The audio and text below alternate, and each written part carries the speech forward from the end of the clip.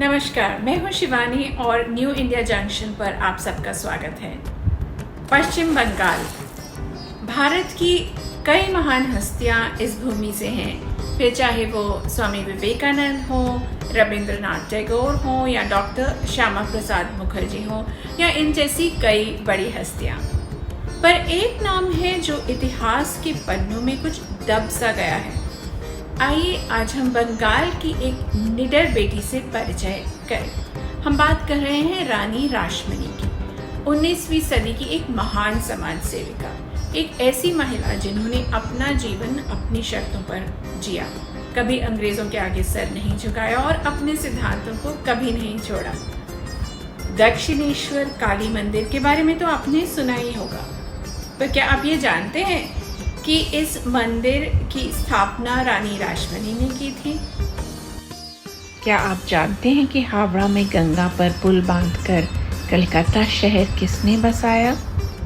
रानी रासमणी ही थी जिन्होंने श्री रामकृष्ण परमहंस को दक्षिणेश्वर मंदिर का संरक्षक नियुक्त किया था। और अंग्रेज़ों ने जब दुर्गा पूजा के लिए निकाली गई शोभा यात्रा पर रोक लगानी चाहिए, तब रानी रासमणी ही थी जिनके कड़े विरोध के कारण अंग्रेज़ी हुकूमत को घुटने टेकने पड़े थे। दुर्गा पूजा के अवसर पर रानी रासमणी के घर पर भव्य सांस्कृतिक प्रदर्शन होते रहे।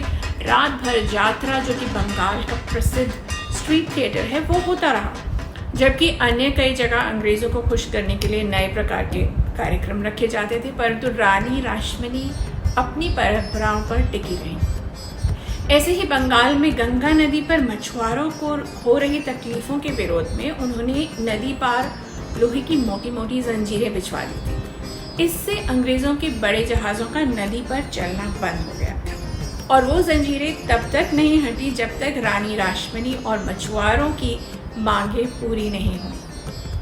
सुवर्णरेखा नदी से पुरी को जाने वाली सड़क भी उन्होंने ही बनवाई थी, और गंगा में स्नान करने वाले भक्तों के लिए बाबू घाट, अहरितोला घाट, निमतोला घाट का निर्माण भी उन्होंने ही करवाया था। बंगाल की इंपीरियल लाइब्रेरी, जो अब नेशनल लाइब्रेरी के नाम से जानी जाती है, और हिंदू कॉलेज, जो अब प्रेसिडेंसी कॉलेज है, इनके निर्माण और संस्थापन के लिए भी रानी रासमणी जी ने अमूल्य योगदान दिया था।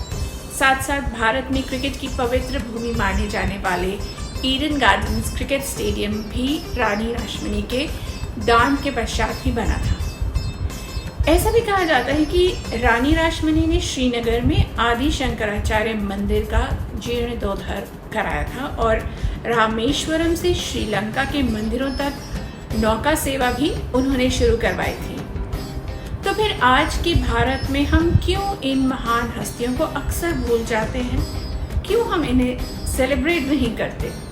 आज जब हम आज़ादी के 75वें पड़ाव के नज़दीक हैं, जब नारी शक्ति भारत की पहचान बन रही है, तब क्या आपको नहीं लगता कि हमें इतिहास के इन दिग्गजों को और उनके अविश्वसनीय कार्यों को ज़्यादा महत्वता देनी चाहिए?